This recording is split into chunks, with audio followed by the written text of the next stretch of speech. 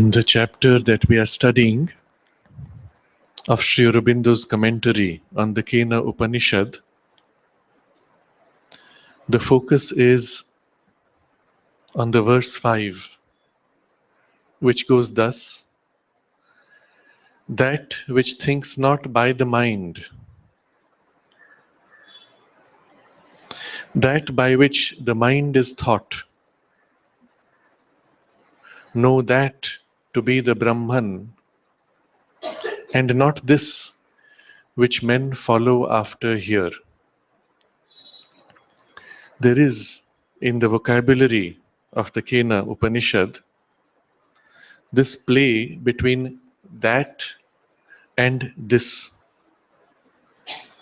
The nature of the sutraic formulation allows us to understand on many different levels, in many degrees of depth, according to our readiness. And so it is possible to conceive of that as whatever it is that for us is currently accessible, as also to understand this in terms of whatever we presently understand. In Sri Aurobindo's commentary, he takes us to the deepest sense of that and of this. That which we must know, and this which is not what we must follow after, which men follow after here. And what the here is in relation to that is all the theme of these two chapters that we have been studying. In the first of these chapters, Sri Aurobindo led us through a rational process, as well as intuitive and experiential, to the recognition that there has to be something greater than mind, a supermind. The chapter itself was titled The Necessity of Supermind. And then this chapter, which we are currently studying, puts the two in context: this mind in which we live and that supermind. And in what way is this mind related to that supermind? We have seen the most important part in the last few paragraphs. Sri Aurobindo describes how the mind is based in a divided consciousness and looks up towards some possible unity. Supermind is based in a consciousness of unity, which already contains, which holds all knowledge and all mastery in possession, and from there turns to expressing its possibilities freely in a divided consciousness. While mind is stuck on a point and struggles to conceive of something which is not a peace, a unity, a pervasiveness, a universality, which it can only construct by joining points and pieces, supermind, seeing from above in the unity consciousness, looks at the individual consciousness and even the universality in relation to that transcendence. Mind acquires knowledge and mastery by a constant struggling of mentalizing and willing. Supermind already possesses the knowledge and mastery and throws itself out freely in various willings and knowings. Mind gropes by divided sensation. Supermind possesses by free and all-embracing sympathy.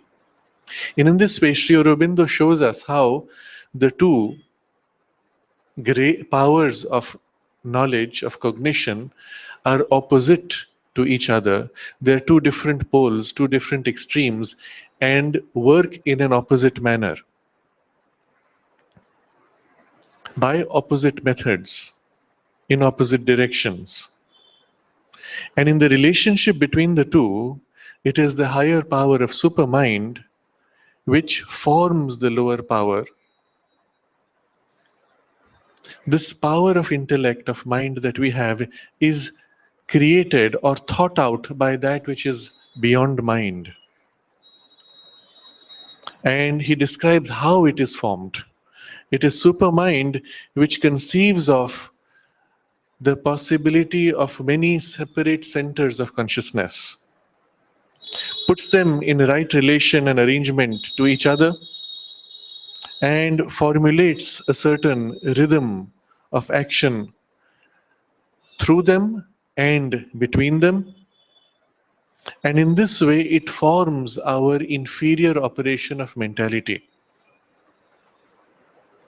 And so, our experience of ignorance, that is, our sense of division, our sense of incapacity, of insufficiency, of insufficient knowledge or strength or understanding, are all products of the conception of supermind, conceiving such a possibility and creating it. And so he describes this process of creation. He says, all dualities of knowledge, sensation, emotion, force proceed from that higher vision, obey it, and are a secondary, and as one might say, perverse action of the concealed supermind itself. And we discussed last time the sense of the word perverse. It is a deliberate action which is contrary to what is good. It deliberately creates a domain in which there is division of consciousness and incapacity and ignorance. But all the while itself, the concealed supermind itself, which governs always this lower action in harmony with its first conception of a located consciousness. And its first conception of this located consciousness, fragmented piece of awareness that we are, divided indeed and therefore not in possession of its world or itself, but feeling out towards that possession and towards the unity. So it has conceived of this point which is not stuck in its limitation, but which senses the possibility of a completeness and is always trying to feel out towards that. And that was the original idea of creating this domain of consciousness.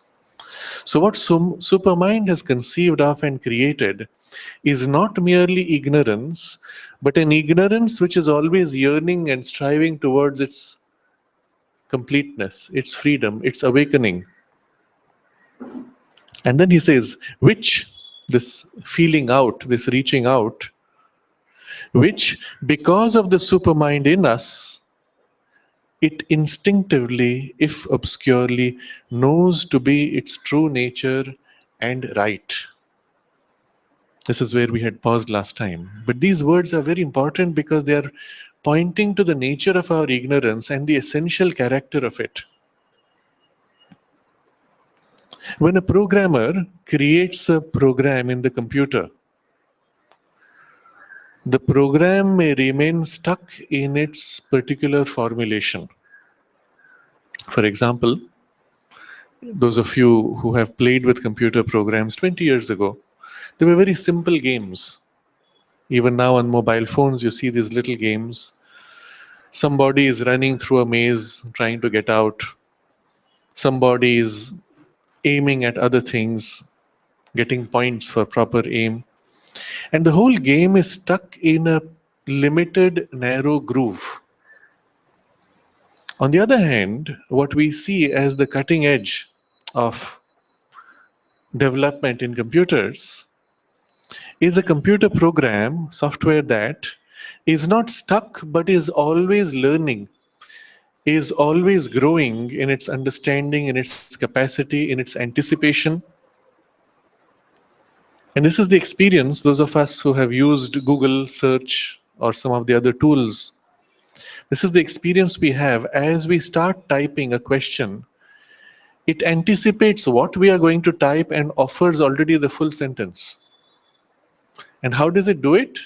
By observing continuously all the millions of people who are typing questions at this moment, summarizing to get a sense of which direction the current trend of knowledge, seeking, yearning is. And then anticipating that in us and in the context of our previous questions we have typed and offering a suggestion. So, although the program was written once, the character of the program is that it is constantly growing beyond its limited capacity.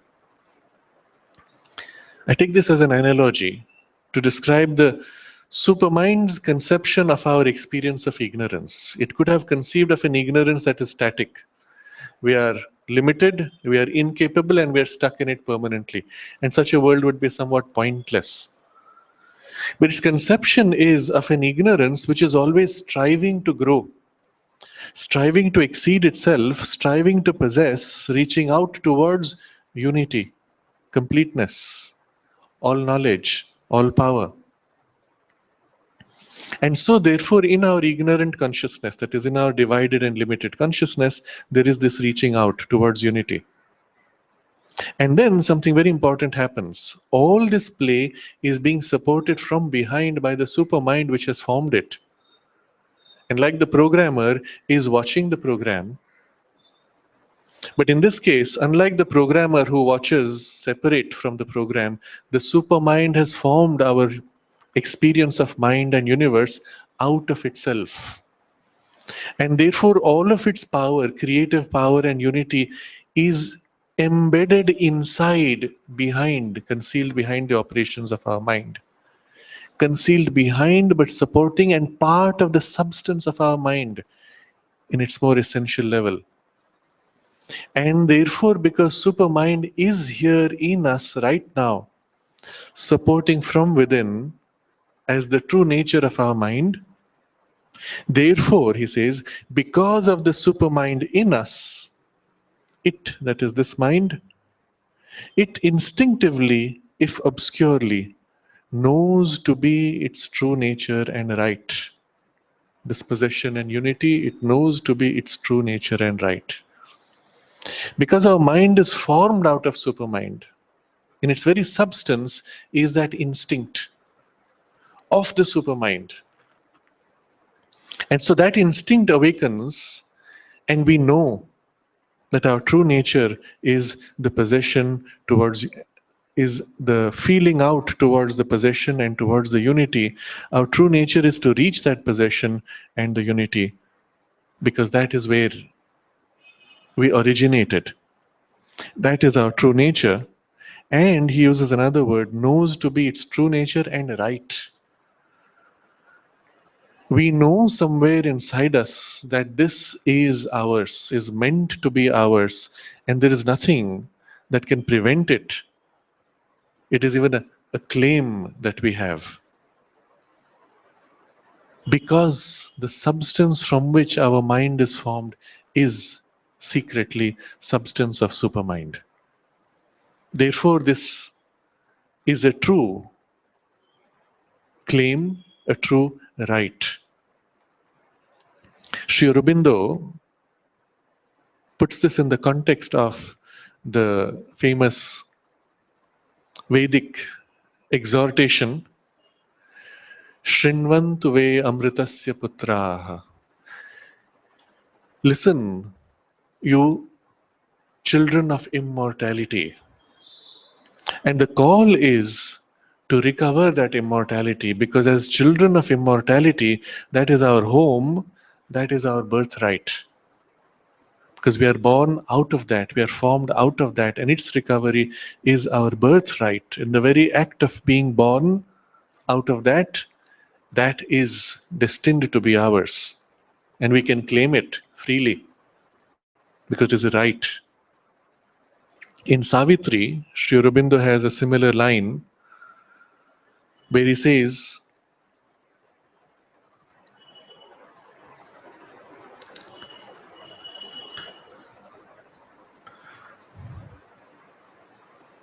where we must, I don't get the line exactly, but we must complete. His nature we must put on as he put ours. And he says, it is our It is his debt to us that we are destined to realize that consciousness. So this idea is something very deep in the very cosmology of the Vedic worldview, that the very foundation of this whole creation is Satchidananda, the consciousness of immortality. That is the true nature and therefore the right. And all progressive awakening of ignorance therefore works towards that. And that awakening progressively is what we call evolution. And therefore the culmination of evolution is destined to be that Sat Chit Ananda and supermind. So this is, I will reread the sentence and you see what it captures. And we had ended with this last time. Even our ignorance is only the distorted action of a truth projected from the supermind and could not exist except as such a distortion. And so likewise, all our dualities of knowledge, sensation, emotion, force proceed from that higher vision, obey it, and are a secondary and, as one might say, perverse action of the concealed supermind. The concealed supermind itself which governs always this lower action in harmony with its first conception of a located consciousness, divided indeed and therefore not in possession of its world or itself, but feeling out towards that possession and towards the unity which, because of the supermind in us, it instinctively, if obscurely, knows to be its true nature and right. You can see such a rich complexity in the formulation. So many facets have been drawn together in a single vision and experience. And so many fine details are there. He uses two words, instinctively and obscurely. There is this feeling out. Instinctively, because the substance is secretly supermind, so something pushes, we do not know where. And that's why we're always striving to exceed, striving to grow and to realize greater possibilities. But he uses the word obscurely. And this suggests that in the act of reaching out, we don't know exactly what we are trying to reach out to. We feel a lack and we try to fill that lack, but we don't know what will actually fill it. And so we start trying out everything. We have ignorance and we yearn towards complete knowledge, but we don't know the nature of that complete knowledge. And so we try to start accumulating pieces of knowledge as if to recover the whole. We sense the incapacity of our strength and force, and we try to reach out to complete power. And we do that instinctively by accumulating power rather than getting to the true nature of power. And so on. Therefore, there is this whole experience of duality of knowledge, sensation, emotion, and force. And we don't really know the true nature of that which we are seeking, and yet we know it is there. And this is the reason why human effort driven by the mind's seeking and yearning will always tend to fail, because it will be limited to what mind can conceive of that higher truth which it is seeking. So it is like a monkey which senses the possibility of a higher form of intelligence, a rational consciousness. It does not know how it is or what it is, and yet it's striving, struggling, trying to reach out. But its own consciousness being instinctive and emotional rather than rational, it is not able to get to that directly. And so what is it, the means by which it can? If it stops struggling and striving by its terms, and instead opens itself to the terms of that which is higher, and lets that higher consciousness express itself more directly and form itself in the mind. And this is true not only of the monkey but of us.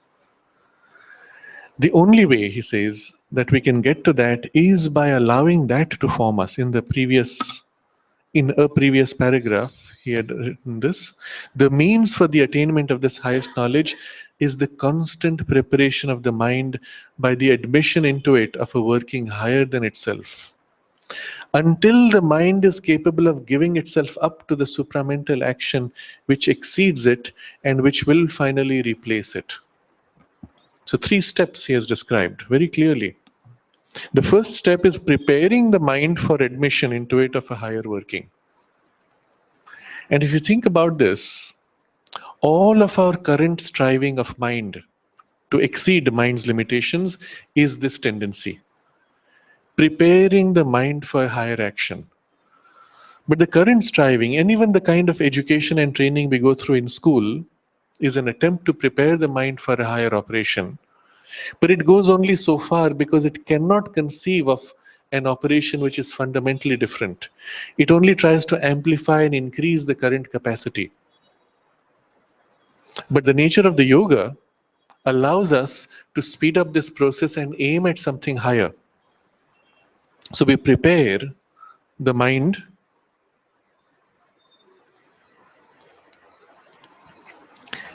by various means, the first step of which, training the mind to become silent, to let go of its own natural, instinctive, but limited tendencies, and in the silence open to something which is greater.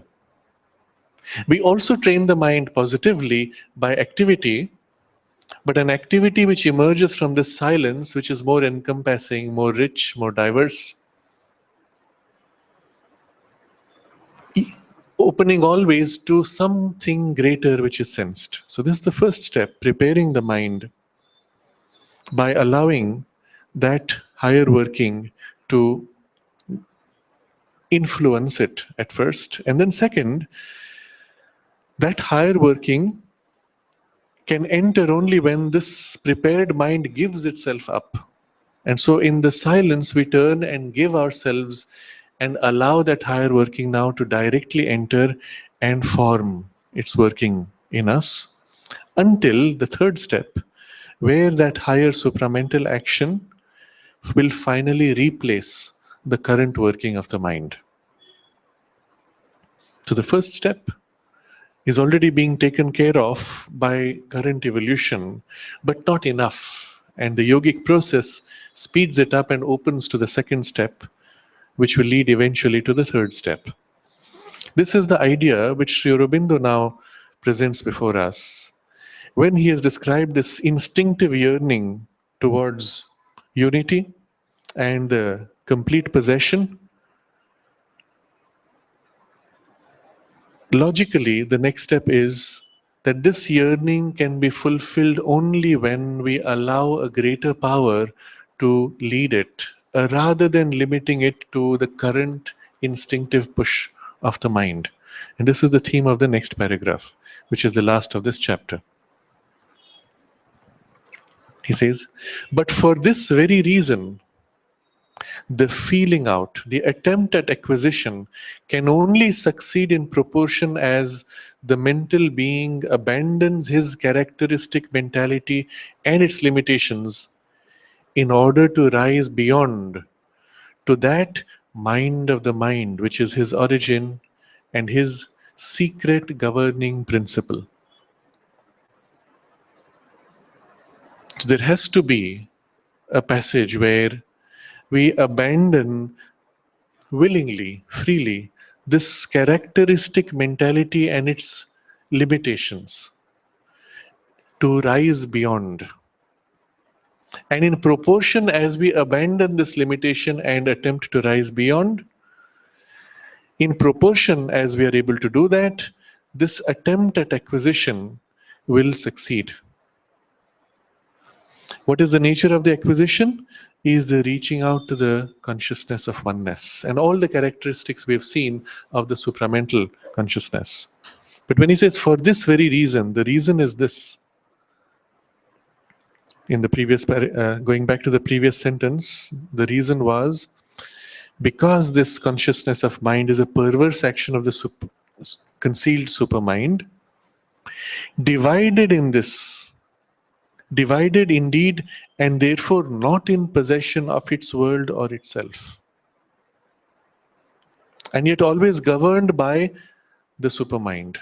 So, this divided consciousness being governed by supermind, unable to complete itself, can only be completed by opening to the supermind. And so, for this very reason, the feeling out, the attempt at acquisition, can only succeed in proportion as the mental being abandons his characteristic mentality and its limitations in order to rise beyond.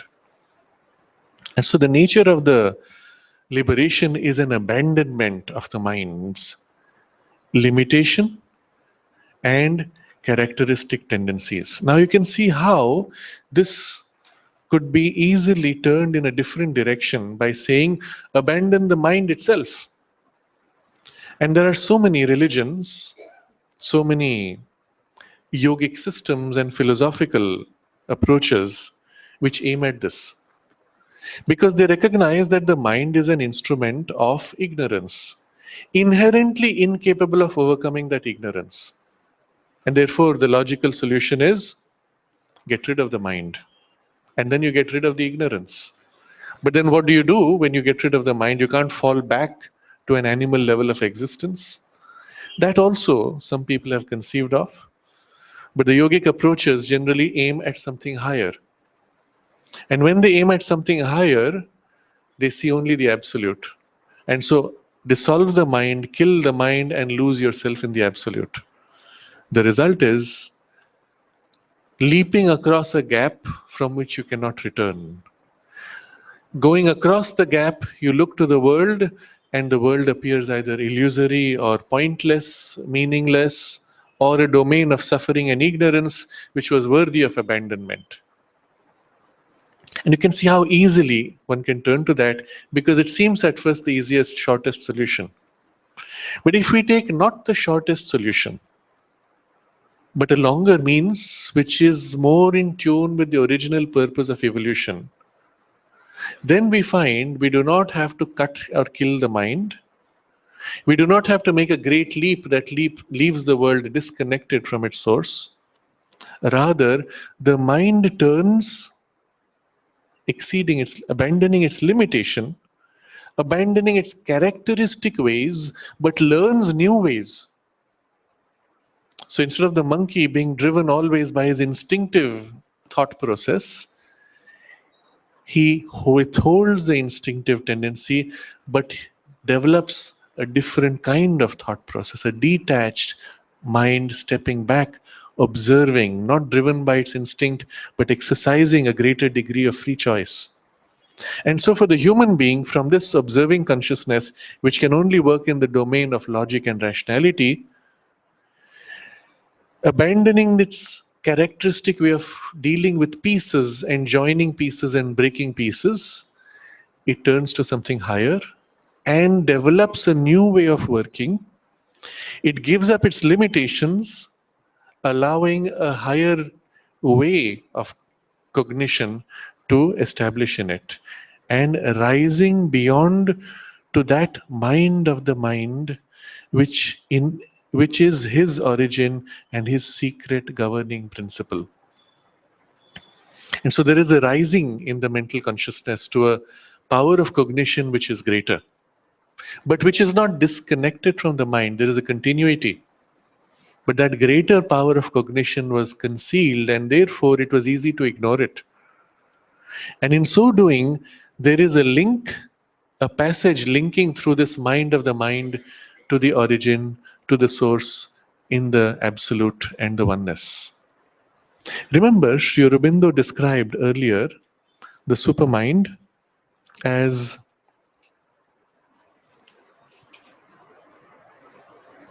just a moment. Oh, yes, he describes the Brahman consciousness as it turns to creation. He says, Brahman consciousness is the eternal outlook of the absolute upon the relative.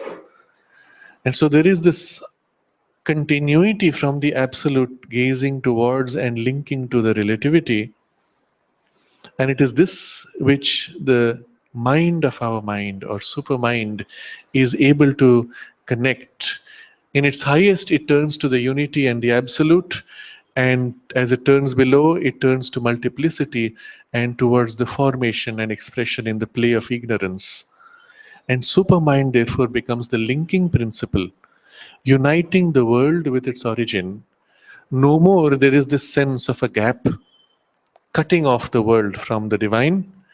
Rather, through this passage, through this linking principle, as we ascend into the higher consciousness and we turn upon the world from there, we see the world as the domain in which progressively these higher possibilities of the higher consciousness are meant to be manifested. And as that consciousness settles and works in and through the mind and establishes in our mind its higher working, the human consciousness now rises in its evolution to express a divine consciousness, a divine knowledge, a divine sensation, a divine emotion, a divine force, free of ignorance, free of incapacity, free of division. And so evolution itself progresses, and the world remains no more a domain of ignorance, but a domain of divine revelation. And it is towards this that the evolution is leading, and it is therefore to this that the Kena Upanishad, or the Veda more originally, points us to, and it is this which Sri Aurobindo insists as the goal and means for the integral yoga. But we can see how, in this passage of needing to rise above mind, recognition of insufficiency of mind, one can be tempted to take a kind of a shortcut, to abandon mind, to kill mind, to get to something beyond. But the result is insufficient as far as the purpose of creation is concerned. And it does not fulfill the divine purpose. And therefore, in the nature of things, in the nature of evolution, such an approach cannot last. Eventually, something within the inner being, secretly the knowledge of the supermind, is dissatisfied with the escapist philosophy or the escapist approach in yoga.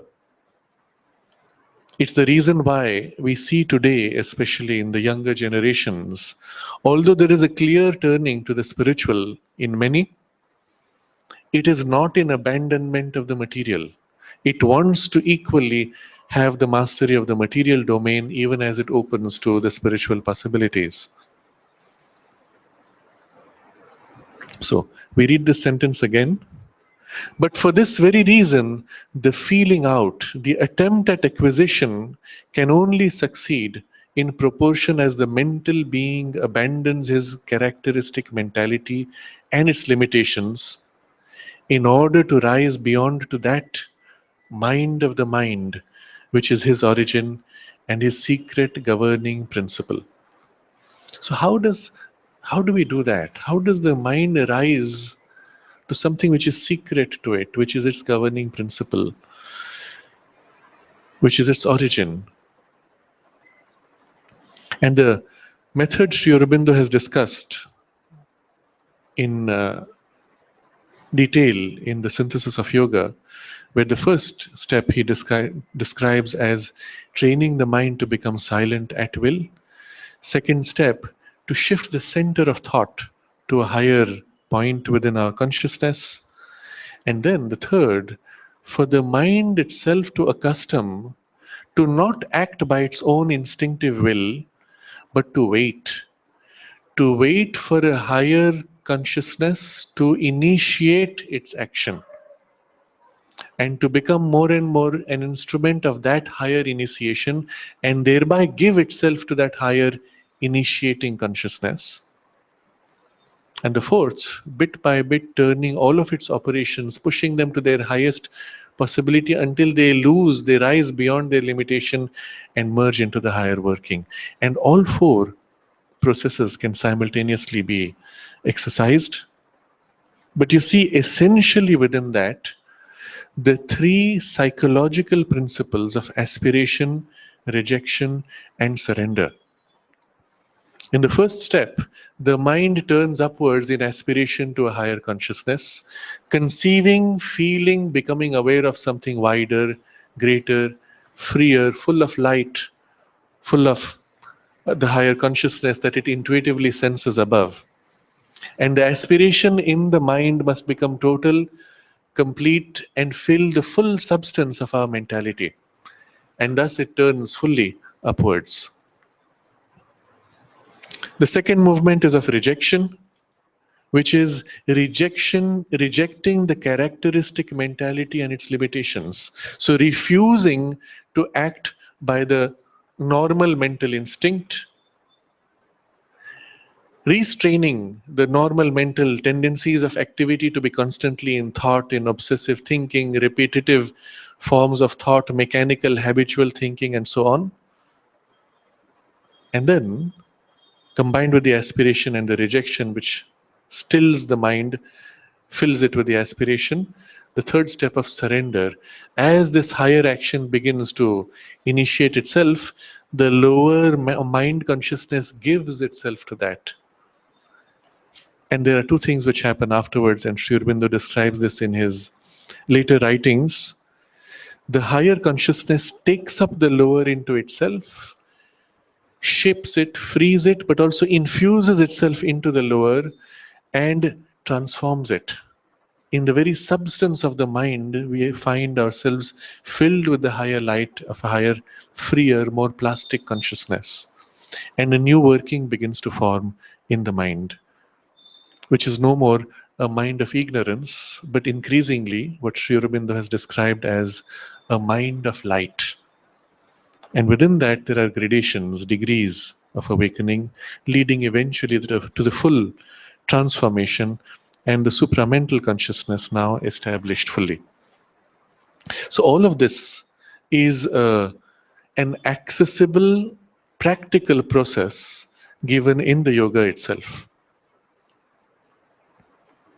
But you see here how the principles have been captured in this description.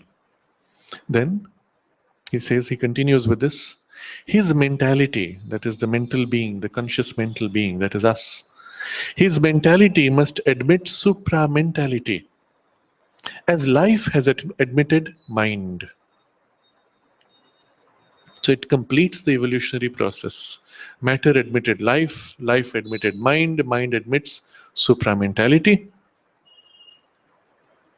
But in the process, there is something to be abandoned, and that is what the verse which we read completes with when it says, "Know that to be the Brahman and not this which men follow after here." And it is this abandonment of this old tendency of the mind which is now summarized by Sri Aurobindo. And you see how beautifully he expresses this. So long as he worships, follows after, adheres to all this that he now accepts as the object of his pursuit, to the mind and its aims, to its broken methods, its constructions of will and opinion and emotion dependent on egoism, division, and ignorance, he cannot rise beyond this death to that immortality which the Upanishad promises to the seeker. That Brahman we have to know and seek after, and not this which men here adore and pursue. So we have the full understanding of the sense of that and this. The ascetic traditions conveniently interpreted this sentence to mean this as the world, the domain of death, of ignorance, which in its entirety has to be abandoned in pursuit of that which is the consciousness of immortality beyond the world. And therefore, naturally, the conclusion is abandon life itself to merge in consciousness with that. But the way Sri Aurobindo has described this, what we have to abandon is the mentality which is in fragmentation. All this that he now accepts as the object of his pursuit, to the mind and its aims, to its broken methods, its constructions of will and opinion and emotion, dependent on egoism, division, and ignorance. In other words, we will have mind, we will have will, we will have emotion, not formed of egoism, not in division, not in ignorance. It will be a mind of light and equally an emotion which is expressive of the higher awakened consciousness, and a will which will be aligned to the spontaneity and freedom of the divine consciousness.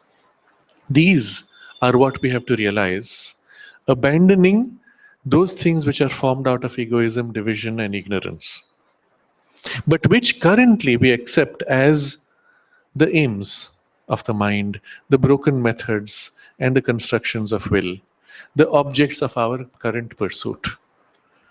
And we could not have done otherwise, because this is where we have come to through our past evolution. And rather than saying this is all and I remain stuck with this, we need to turn to what further evolution is pointing us to. But this is what men follow after here. The majority in humanity is still struggling to gain this. And what is this? Now we look at it in detail. The mind and its aims. You notice the human life is only seeking to realize that which the mind is capable of. We have seen people, for example, having access to extraordinary knowledge, that they can look at you and perceive something deep inside you, perhaps even your thought or your feelings, perhaps even the tendencies of your future or your past. Or they can look beyond the physical domain and perceive things far away. Or they can look at worlds of higher ranges. None of these are obviously for us a domain of pursuit. Somehow, yes, it's there, it's possible, it's a oddity, but we don't feel ourselves compelled to pursue those things normally. For those who are drawn to the spiritual path, often these things become the entry point.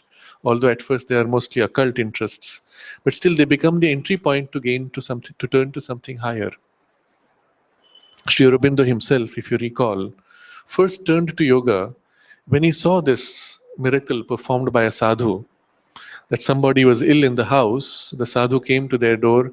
He asked for a glass of water, recited a mantra, and with a knife formed a cross on top of the water and gave the water to be given to the patient. On drinking it, the person was cured immediately. And Sri Aurobindo said, if this is the power that yoga can give, I must gain power to free India. That was his primary objective. And so he began the practice of yoga to gain power to be able to free India. And of course, it took him to something much greater. He did free India, but also went further. But so you find in most human beings, you see this miracle and you say, oh, it stops there. At best, you go to the person who has the capacity and say, please heal me, please solve my problems, but I want to continue to wallow in my current interest and priorities of life. So the mind and its aims are very small and petty. My current survival, my current comfort, my current security and protection, and maybe a little bit more and a little bit more, safely, securely, bit by bit, afraid to take a leap, afraid to take a risk, afraid to jump into the unknown. So this is the mind and its aims which we pursue. To its broken methods.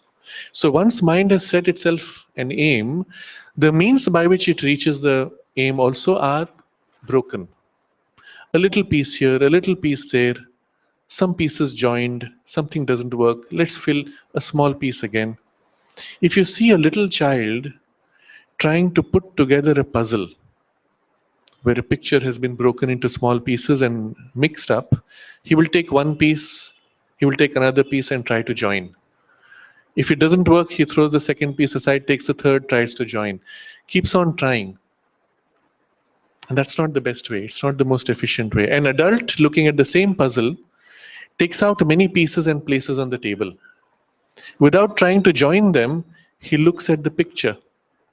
He tries in his mind to see similarities of color, of pattern, and straight away picks two pieces to join them because he's seeing from a higher level of power of mind.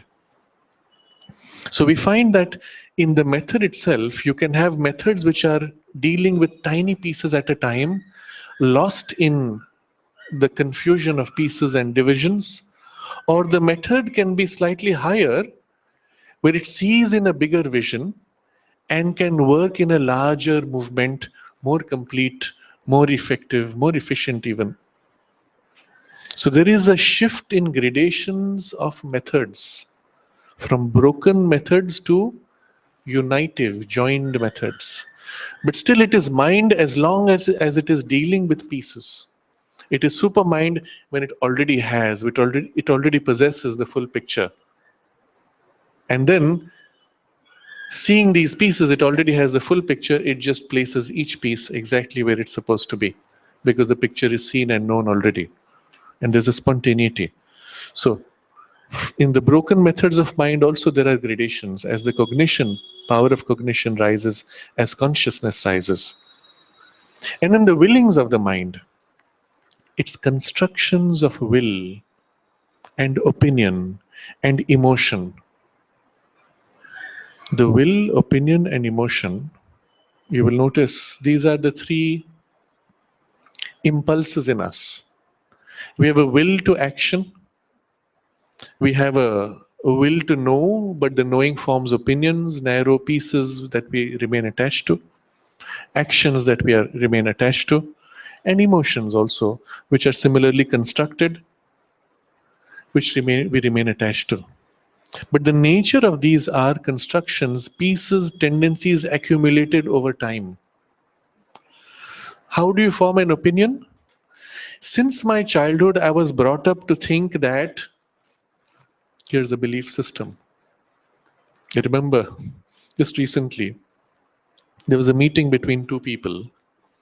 One of them was of Jewish origin, another person of not Jewish origin, but who has been reading all kinds of strange things.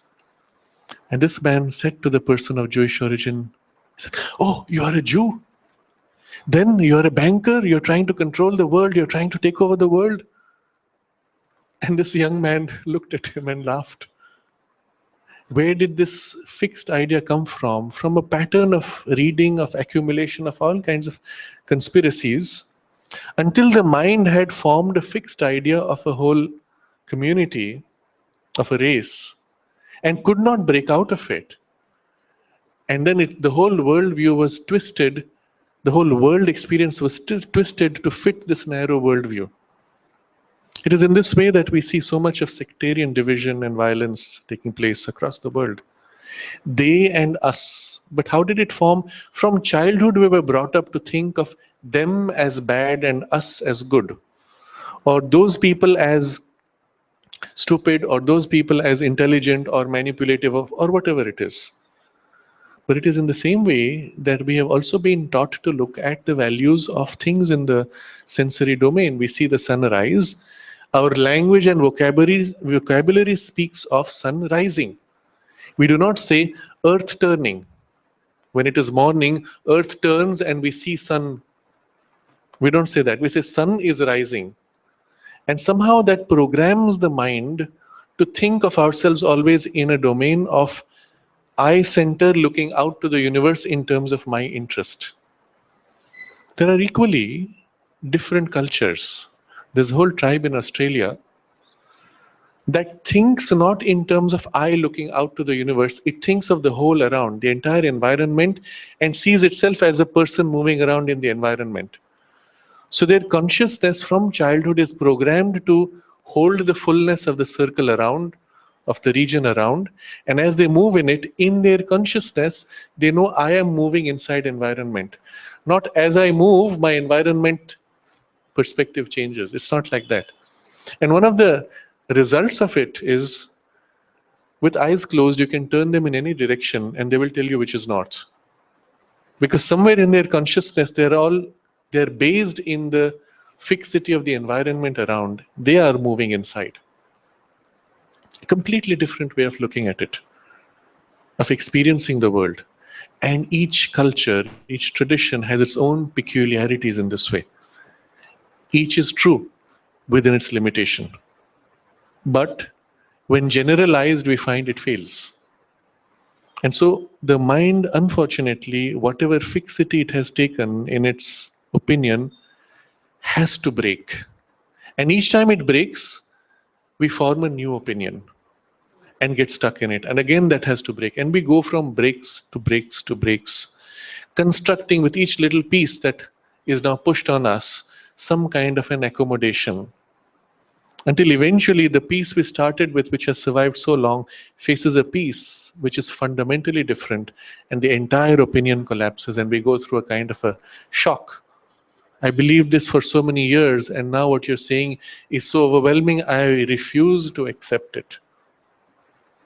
And if either at that point the mind overcomes its own limitation and learns now to work in a different way, or it has to wait till the personality breaks down and dies and starts afresh now from a wider, freer station in the new body, in a more plastic consciousness. I met similarly a person one recently, last year, who said to me, I know there is evidence that there is life on other planets, that even that these beings are visiting the earth. The evidence is strong, but I refuse to accept that this is true because it would change my worldview so completely that I wouldn't know how to look at things. It's too much to accept. And so I refuse to look at the evidence. Imagine how different the world will be once you accept that this is true. And there were two of us, both from the yogic tradition, and we said, you know what, for us it's not such a big deal. But he had been brought up from childhood to think the whole universe is empty. We are the one case of an accidental appearance of a thinking, conscious being. And he has always been programmed to think in those narrow terms. And this was too overwhelming, and a refusal to accept what is hitting him in the face. Except perhaps over years, gradually, bit by bit, little pieces will be allowed. But all of this, you see, is characteristic of our human mentality. And all our opinions are formed by constructions. Even our emotions are built on habits, grooves that we form, and repetitions of grooves. And our emotional nature is formed by habitual emotions that we have. Every time I look at a snake, I experience fear. I feel yucky. I shrink. But children who from childhood have been exposed to all kinds of slithery creatures, they can reach out and even caress without feeling strange. But I cannot, because since my childhood I've been taught to fear, and that's the bundle and pattern of emotional response that is me. And I refuse to break that barrier. You'll see when in teenage, if you try to help a child to break through some of these things, there is a resistance, and yet there's an attempt to reach out, a shrinking, and eventually they break through. If they can, you know they will go far in life. But you see, with age, the character of age is this inability to adapt or refusal to adapt. And then you know the person has aged. But as the mother observed, you can be 80 years old and be younger than a person of 18 in your consciousness if you are constantly growing. If you're constantly learning, it's possible to be like that. And then the only aging taking place is in biology, which aging also slows down. And the mind and the consciousness living it can be completely young. And this is the youth that we have to work towards. So constructions of will, I make attempts, pieces at a time, not being able to act in a spontaneous, multifaceted, decisive action. My opinions are formed of pieces, of habits, of small knowings, rather than seeing the whole, knowing and embracing the whole, and being flexible enough to then see from all angles without struggle, and equally with emotions to be able to flow freely in a wide, embracing consciousness that relates to all things and all possibilities without fear, in right expression of relationships. So the current character of the mind's will, opinion, emotion, constructions are all defined by egoism, division, and ignorance. Whereas this larger viewing would be rising above ego to a consciousness which is innately feeling a sense of unity, oneness, supporting behind, seeing things not in pieces of division, but seeing a continuity of consciousness and possibilities and things, being not bound to a sense of I versus the rest, ignorance, but I, part of the rest, one with the whole. Such a consciousness would be taking us closer and closer to that domain which the Upanishad had described as immortality. While the narrowing into ego, division, and ignorance is the domain that the Upanishad describes as death. So, being bound to this, he cannot rise beyond this death to that immortality which the Upanishad promises to the seeker. That Brahman we have to know and seek after, and not this which men hear, adore, and pursue. So, what this means now, to pursue that, you do not have to abandon life. In life itself, you seek to overcome and abandon egoism, division, and ignorance. In your actions of will, opinion, and emotion, you rise above the small, narrow working and widen your consciousness. Seek not the current mind and its aims and its broken methods, but the higher perception, the higher consciousness, of which this mind is a lesser working. And so opening the mind to something wider, freer, and higher, making a conscious effort always to see things largely, freely, inclusively. Remember, again, as an example, somebody that I met a few years ago. I'd met him after a gap of many years. And this time I felt him to be so different, something so deep, meaningful. I wanted to stay on sitting with him because there was something so familiar and nourishing in his vibration. Then I finally said to him, "You look very different. What's the difference? What has happened?" And then he said to me, "You know, for the last few weeks, I've been trying to see everything as the universe would see it and not as I see it." A very simple exercise. All the time that we see things and do things, we think from my interest, my perspective. But if you stop and say, what will the whole universe look at this as? I look at a flower, instead of saying, is it useful for me? Can I pluck it? Can I sell it? Can I offer it to God?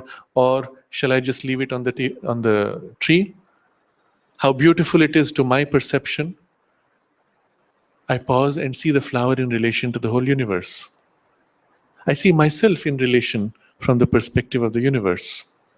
I see my current problem from that perspective. I don't like X because X is always manipulative. But I look from the perspective of the universe and I see this particular manipulativeness is not such a big deal. X is a good person. And as far as I'm concerned, I have to support that and we have to work together for a common purpose to extend the good possibilities. And I have to deal with that manipulative tendency, perhaps even use it better.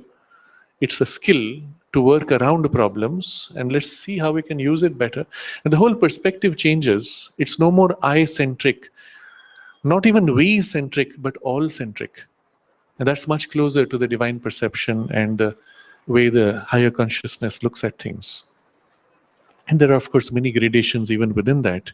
But these small efforts already begin to change the whole consciousness and our values and priorities of life. When seen from that perspective, the little problems and the little pursuits that I have are not so important. Whether I get to eat ice cream right now or not is not so important. There's something much more important, and I pursue. Automatically, I turn to that and pursue that. That Brahman we have to know and seek after, and not this which men here adore and pursue.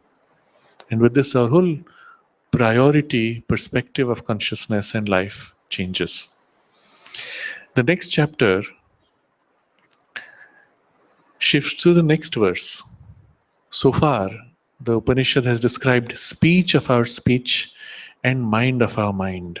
But also it speaks of eye of our eye and ear of our ear. That is, the senses itself that we currently experience are an inferior working of a higher power of the divine sense. In what way this happens, and in what way we can rise to seeing the world from a higher sense, is the theme of the next chapter. And so for now we pause here, review this last line, and we can meditate briefly on it.